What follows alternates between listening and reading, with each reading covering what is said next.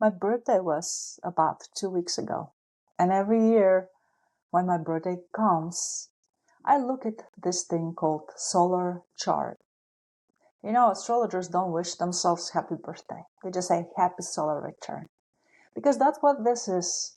And we all enjoy the special time around our birthday, give or take one day.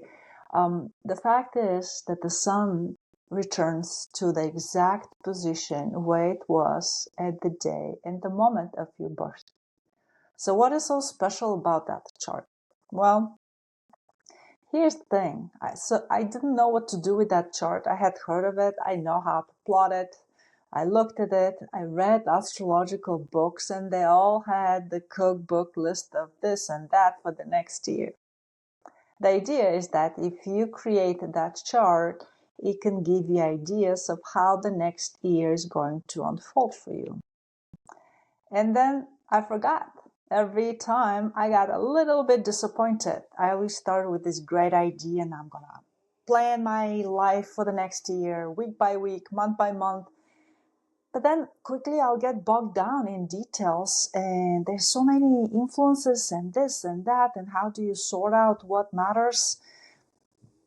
Of course, your ego always clamors for its own favorite wishful thinking ideas, and so how do you even get yourself out of your blind spot? But this year, after again the usual somewhat disappointment looking at my chart, I was struck by an idea. The problem with this solar chart is that it charts what is coming, but you have really no way to validate, to check. There's the scientist in me. You know, and without validation, I don't know. Did I read it well last year? Do I ever go back and check what it was for last year? And this is how I got onto this idea that let's go and check last year's birthday. Because now I know what that year was, and that is where my validation is. Do I look at that chart and see the connection between the astrological map and the year? Unfortunately for me, last year was very special. I had changed jobs and taken on a new job. So a lot of the year actually went into keeping your nose close to the ground, getting to know your colleagues, getting to know the lay of the land, working on the background and collecting that information in a very, very general way about your new environment. So that made it kind of easy actually for me to go back to my last year's solar return chart to say, wow, my goodness. Back then, I didn't know how to read it, but now in a hindsight, 2020 version, the sun was there and the moon both were in the 12th chart.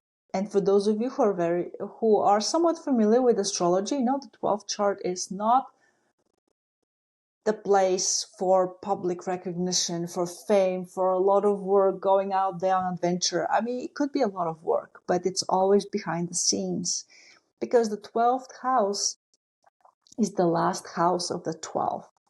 And so being at the end of the cycle, it's about tying loose ends,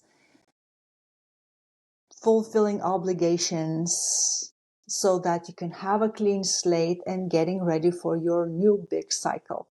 Now, for the 12th house on a personal level, that usually means charities, end of life activities where you do things because you want to leave the world a better place than you found it, or because you have to give back to the community that has given so much to you in the first place.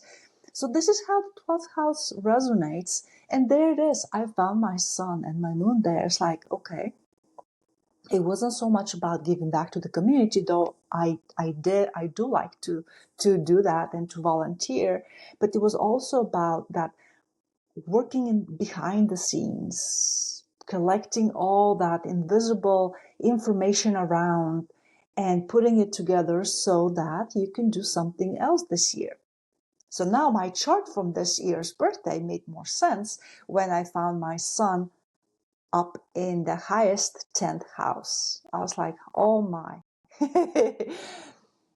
Based on what you have collected and done the previous year, it's time for maybe reap the fruits truth or gather the fruits of your labor and reap your rewards. In any case, the 10th house is very, very public. I have no idea how it's going to be. But then I thought, maybe it is not a coincidence that it was just now after my birthday I started all of a sudden having all those stories and the desire to actually restart my podcast. So here it is. Here I am playing to my solar return chart for the year with a new episode. Welcome to Effortless Reality, where things not always work the way we like, but in the long run, our goal is to figure out how to play the game of life with the minimum effort.